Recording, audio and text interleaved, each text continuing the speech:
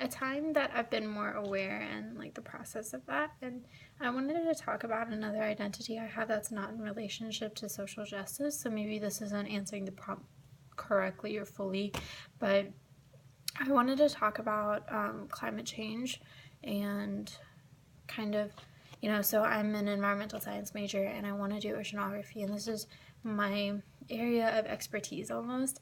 And I came to Oregon maybe with a misconception of what it was going to be like, but I'm putting together this like week long of events, week 9 of Climate Awareness Week, and I came to learn that not as many people are aware of what's going on than what I believe to be true. Like, there's a lot of ignorance in the sector, and similar to social justice, there's a lot that people aren't aware of. So I'm doing these events in order to actually make a change, to make college students more aware.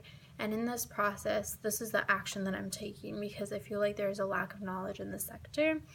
And I haven't put on the events yet, but it's so much work. It's really hard. And I'm connecting with, I have partners and group members, and we're connecting with all these organizations, but it's still really difficult. And I think at the end of this all, I'm still going to learn that even with all my valiant efforts and all the time spent, like, we're only making such a small effect on the entire population. And I think that's something important to remember as a CRF, as a social justice worker. Like, your efforts aren't always going to pay off, but that's okay because you're still making that effort. You're still striving towards change, and we shouldn't be let down just because a small amount of people come to our events or we aren't making the impact that we want to. We are still affecting some people, and that's beneficial. That's a positive thing.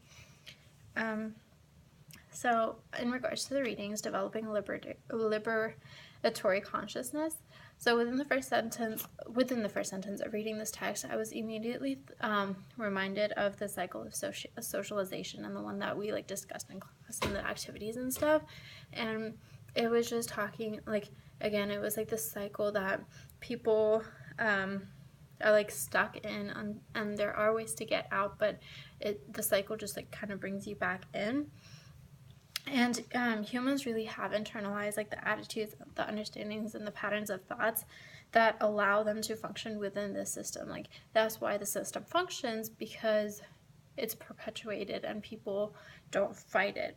And when people do fight it, it becomes very difficult for them. Like, as we talked about last week, people have things to lose, and they're not always willing to give that up. And sometimes, like, it's a matter of life and death. We follow habits that have been instilled in us, but we have also been taught that there's severe repercussions for breaking away from the system. And we see that with police brutality. We see that with negative remarks thrown on people. And they might be misconceptions, it might be ignorance, but there's still repercussions for people's actions, for acting beyond the norm, or realizing that they're unique from the majority group. There's negative actions associated with these.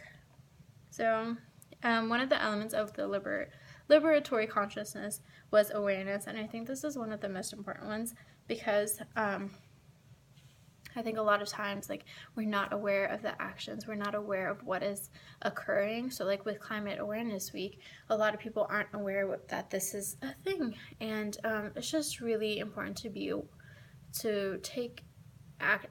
pay attention to what is going around with the world around you. So many students aren't in touch with like world politics or like global economy, nothing. And I think this is a serious thing that people should be paying attention to. I think something that really resonated with me was a person of color can become stuck in patterns of internalized racism and left alone to struggle. And this is important to me because, like, it just reminded me of depression and how so many things can lead up to this depression, but it really is internalized, and it can be very, very difficult to get out of the cycle. And even though there's like a million things telling you to get out, and there's a million reasons why you should, sometimes you just can't. Sometimes you don't have that power within you, and you need the help of others. You need that support. But being left alone is a very dangerous thing, especially when you don't have connections or you don't have that support to get you out.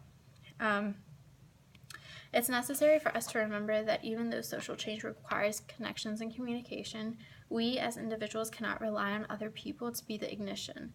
We cannot rely on others to start the cause, and we must find the motivation within ourselves and the strength to actually make that difference. And that happens, I think, in any sector of our lives, in any moments. Like, we have to be the ones that are the force, and we have to be that power. So in regards to the teaching community, I wanted to talk about my friend Faiza.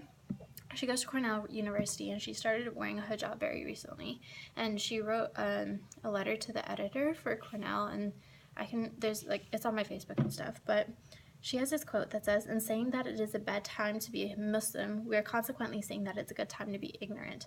And she basically talks about how people in class would make eye contact with her when she started wearing hijab, and how TAs would avoid her raised hands. And I think this tied very well in with the teaching communities and how we want to perceive that.